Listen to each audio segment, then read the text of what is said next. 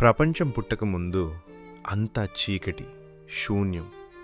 ఆ శూన్యం నుండి ఒక వెలుగు ఉద్భవించింది. అదే సదాశివుడు. ఆయన తనలో నుండి ప్రకృతిని వేరుచేశాడు. సృష్టి కార్యానికి బ్రహ్మను స్థితికారకుడిగా విష్ణువు నియమించాడు. కాని శివుడు మాత్రం దేనికి అంటని వైరాగిలా శ్మశానమే నివాసంగా, భస్మాన్నే ఆభరణంగా చేసుకుని హిమాలయాల్లోని కైలాస పర్వతంపై తపస్సులో మునిగిపోయాడు. లోక కళ్యాణం కోసం శివుడు గృహస్థు కావాలని దేవతలు కోరుకుంటారు. అప్పుడు ఆదిశక్తి దక్ష ప్రజాపతి కుమార్తెగా సతీదేవి రూపంలో జన్మిస్తుంది.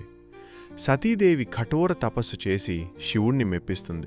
వారి వివాహం జరుగుతుంది. అయితే దక్షుడు అహంకారి.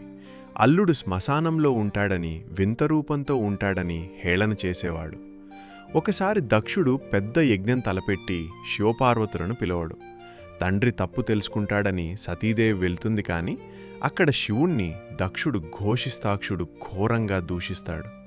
ఆ అవమానం భరించలేక సతీదేవి యజ్ఞగుండంలో దూకి తనువు చాలిస్తుంది. వార్త తెలిసిన శివుడు పిడుగులా పడ్డాడు. తన జట నుండి వీరభద్రుని పుట్టించి దక్షుడి యజ్ఞాన్ని ధ్వంసం చేస్తాడు. సతీదేవి పార్థివ దేహాన్ని భుజాన వేసుకుని ఆయన చేసిన ప్రళయ తాండవానికి భూమి కంపించింది.